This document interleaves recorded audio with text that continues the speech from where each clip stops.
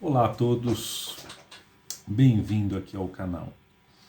Vamos falar um pouquinho do Livro dos Espíritos sobre a prova da existência de Deus. E ele vai lá no Livro dos Espíritos, pergunta 4. Onde se pode encontrar a prova da existência de Deus? Num axioma que aplicais às vossas ciências. Não há efeito sem causa. Procurai a causa de tudo o que não é obra do homem, e a vossa razão responderá.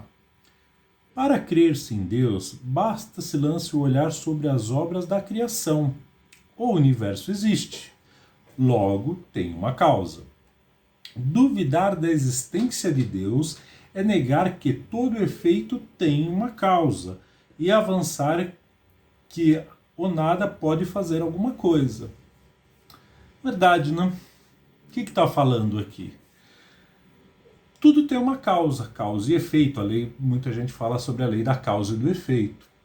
Então, para ter existido o universo, há uma causa. Quem é essa causa? Deus. Como negar? Aí vai falar, mas foi o Big Bang que fez, que aconteceu, e lá, lá, lá, lá, lá, lá, lá, lá. Tá, e quem fez o Big Bang? Então,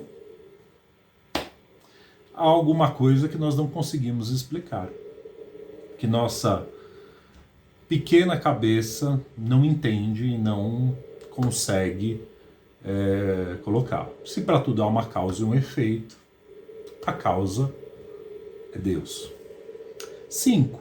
Que dedução se pode tirar do sentimento instintivo que todos os homens trazem em si da existência de Deus? A de que Deus existe, pois de onde lhes viria esse sentimento se não tivesse uma base? É ainda uma consequência do princípio, não há efeito sem causa. Aqui ele fala o seguinte, gente, esse sentimento que há alguma coisa, maior que nós, que há da onde nós viemos, ou cada pessoa tem um questionamento, ou tem uma procura, é o efeito da causa. E a causa é Deus. Esse sentimento, quem causa esse sentimento dentro da gente é Deus. 6. O sentimento íntimo que temos da existência de Deus não poderia ser fruto da educação, resultado de ideias adquiridas? Olha, pergunta muito boa. Se assim fosse, por que existiria nos vossos selvagens esse sentimento? Selvagens que ele fala aqui são índios. Os índios não foram educados nas culturas ocidentais, orientais, ou outros tipos de cultura que acreditam em Deus. Eles estão, o índio acredita em Deus, imagina alguém na Amazônia isolado. Ele acredita que existe o Deus da água, o Deus diversos lá. Quem ensinou isso para eles? Ele não teve uma educação oriental, ocidental, siberiana, de qualquer coisa, desse sentimento, coisa. Mas há nele uma procura em saber que tem alguém maior que ele, que criou tudo aquilo. E ele continua. Se o sentimento da existência de um ser supremo fosse tão somente produto de um ensino, não seria universal, e não existiria senão nos que houvessem podido receber esse ensino, conforme se dá com as noções científicas. É justamente aquilo que eu falei. Ele está falando aqui, se fosse um produto, esse sentimento de um ensino, o índio não teria isso, porque ele não teve esse ensinamento. Nem pelos xamãs. E você vai voltando ali, mas foi o xamã, tá? E quem foi o xamã do xamã? Vai voltando, não tem alguém, teve esse sentimento interno, que muitas vezes esse sentimento que está dentro da gente, de querer saber, não foi educação que deu isso pra gente, E isso é uma coisa que todos têm, seja independente do perfil de desenvolvimento, ele sabe que existe uma coisa acima dele, Vamos lá, continuando nesse mesmo tema. Poder-se-ia achar nas propriedades íntimas da matéria a causa primária da formação das coisas? Mas, aí a resposta, mas então, qual seria a causa dessas propriedades? Justamente o que eu falei lá no começo, ele indaga aqui com uma pergunta. É indispensável sempre uma causa primária. Atribui a formação primária das coisas às propriedades íntimas da matéria. Seria tornar o efeito pela causa, porquanto essas propriedades são, também elas, um efeito que há de ter uma causa. Ou seja,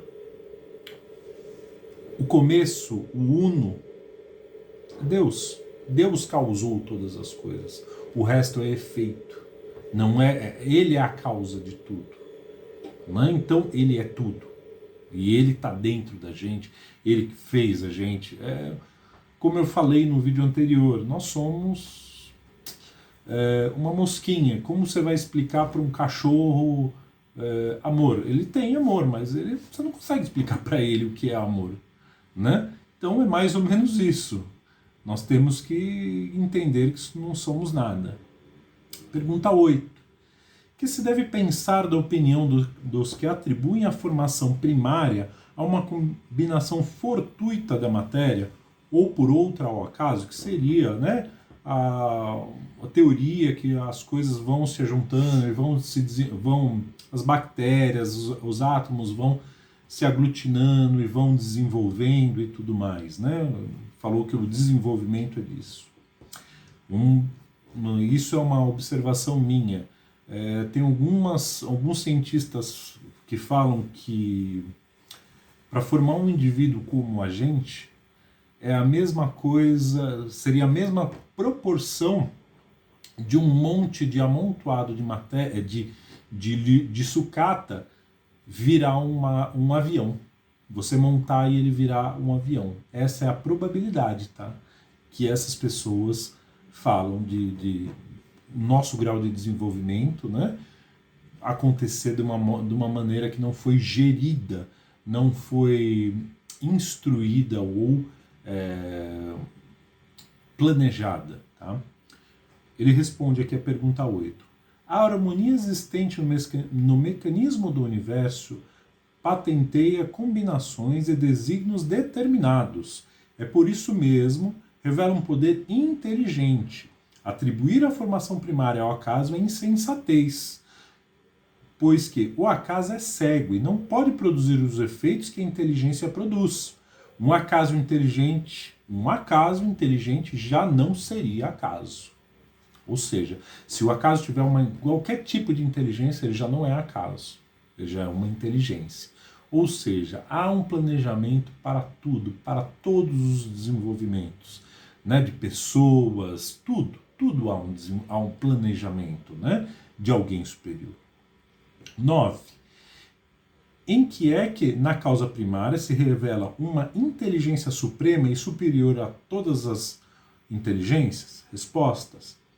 Tendes um provérbio que diz: pela obra se reconhece o autor. Pois bem, vede a obra e procurai o autor. O orgulho é que gera a incredulidade. O homem orgulhoso nada admite acima de si. Por isso é que ele denomina a si mesmo de espírito forte. Pobre ser, que é um sopro de Deus, pode abater. Uma explicação abaixo. O poder de uma inteligência se julga pelas suas obras, não podendo nenhum ser humano criar o que a natureza produz. A causa primária é, consequentemente, uma inteligência superior à humanidade.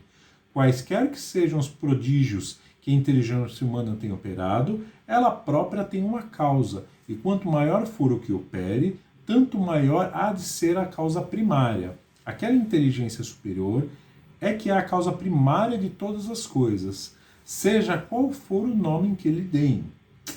Então, gente, causa primária, o que é isso? Causa primária é a ideia, tudo que Deus faz tem uma causa primária, Ele é a causa primária de tudo. Né? Quando a gente vem aqui e vai falando, olha, tal pessoa inventou tal coisa, né? ele tem o trabalho dele, o desenvolvimento dele? Claro que tem, mas houve uma causa primária, houve a ideia, o sopro, né, de Deus, que deu essa ideia para ele desenvolver. Quem deu essa ideia para ele? Ah, olha, eu vou simplesmente aqui desenvolver o rádio. Tá, quem que deu essa ideia? Tudo é uma sequência, é uma escadinha de coisas, de fatos, de ideias sugeridas. Muitas vezes você tem um sonho para resolver um problema. Vai lá, tem um problema muito grande, seja ele qual for, e você fala, poxa vida, isso aqui não tem saída, isso aqui não sei como eu vou resolver. E de repente, muitas vezes no outro dia você acorda e fala assim, meu Deus, muito obrigado, olha, tem uma saída por aqui, vou fazer tal coisa, e essa coisa dá certo. Isso é a causa primária. E quem deu a causa primária? Muitas vezes essas causas primárias é um espírito que vem ali e lhe assopra a ideia, lhe assopra como você pode resolver aquela tua situação que tanto te angustia, coisa que você nem imaginava. Ou muitas vezes, né, vem uma pessoa e lhe dá aquela ideia. Já pensaram nisso? E alguém teve aquela ideia ou teve aquela experiência antes. Então Deus é o criador de tudo, é a causa primária de tudo. E aqui acabamos mais esse tema das provas de existências de Deus. No próximo vídeo nós estaremos falando sobre atributos da divindade.